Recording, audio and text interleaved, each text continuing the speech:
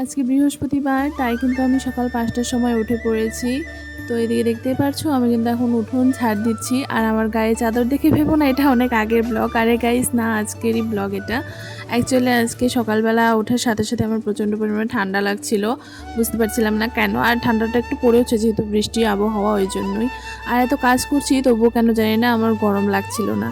তো যাই হোক, প্রথমে উঠোনটা ঝাড় দিয়ে নিলাম, তারপর আমাদের হচ্ছে তুলসী মন্দিরটাকে একটু পরিষ্কার করে ধুয়ে নিলাম।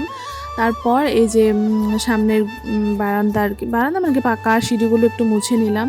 তারপর এখানে আমি হচ্ছে উঠোনটা লেপে নিচ্ছি, যেহেতু বৃহস্পতিবার অনেকদিন থেকে লেপার ইচ্ছে করছিল আমার, তো এখানে আমি লেপে নিচ্ছি সুন্দর করে গোবর দিয়ে।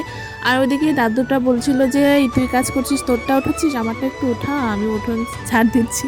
তো যাই হোক, ওই দাদুকে একটু আমার ক্লিপে নিয়ে নিলাম, মানে ফোনে নিয়ে নিলাম। তো যাই হোক, এদিকে দেখো আমার উঠোন লেপা কিন্তু কমপ্লিটই প্রায়। যেহেতু আমি অনেক সকালে উঠেছি তো সবাই ঘুমিয়েছিল, কেউ ওঠেনি। একটু আগে ভাইয়ের স্যার আসলো, তো তখন ভাইকে ডেকে উঠিয়ে দিয়েছি, তারপর হচ্ছে ঠাম্মি উঠে গেছে। তো এখন আমি সব ঘরগুলো সরিয়ে নিচ্ছি, মানে ঝাড় দিয়ে নিচ্ছি, তারপর হচ্ছে মুছবো ঘরগুলো। প্রথমে হচ্ছে বাইরের কাজগুলো আগে করলাম, যেহেতু কেউ ঘুমের থেকে ওঠেনি, আমি কোন ঘর ঝাড় দেবো, কোন ঘরই বা মুছবো, ওই জন্য আর কি ভাবলাম যে ঘরের কাজগুলো পরে করি, আগে বাইরের কাজগুলো করে আসি। তো বাইরের কাজ কমপ্লিট করে এখন এই যে ঘর ঝাড় দিয়ে নিলাম, তারপর এখন হচ্ছে ঘরটা মুছে নিচ্ছি ভালো করে। তারপর আমি হচ্ছে ওখানে ব্রাশ করছি। তো ব্রাশ করার পর আমি ভাবলাম স্নান করব, তখন দেখছি যে না, রান্নাঘরে অনেক বাসন জমা হয়ে আছে, মা বের করে দিল। আমি বললাম দাম মেজে দিই। তো এখানে আমি ভালো করে মেজে ধুয়ে রাখলাম, মা ঘরে নিয়ে গেল। আর তারপর আমি স্নান করে চলে গেছিলাম ঠাকুর ঘরে। আর আজকে আমার এক্সামও আছে, মানে এক্সাম চলছে, আমি তবু ব্লগ বানাচ্ছি। অন্যবার কিন্তু আমি এমনটা করি না, কিন্তু এবার আমার জানি না কেন এক্সাম ফিল একদমই হচ্ছে না।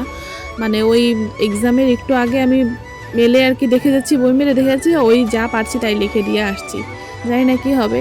তো যাই হোক, তারপর এই যে বাসন ধুয়ে স্নান করে চলে আসলাম হচ্ছে ঠাকুর ঘরে। প্রথমে গোপাল পুজো দিলাম, তারপর আমি দেব লক্ষ্মী পুজো।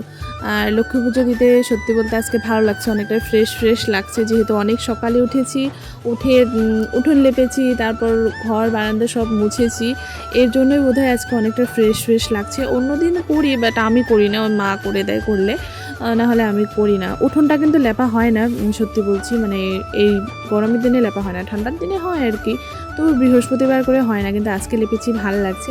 তো এদিকে দেখো পুজো কমপ্লিট, তারপর আমি খাওয়া দাওয়া করে চলে গেছিলাম কলেজে। ব্লগটা কেমন লাগলো জানিও।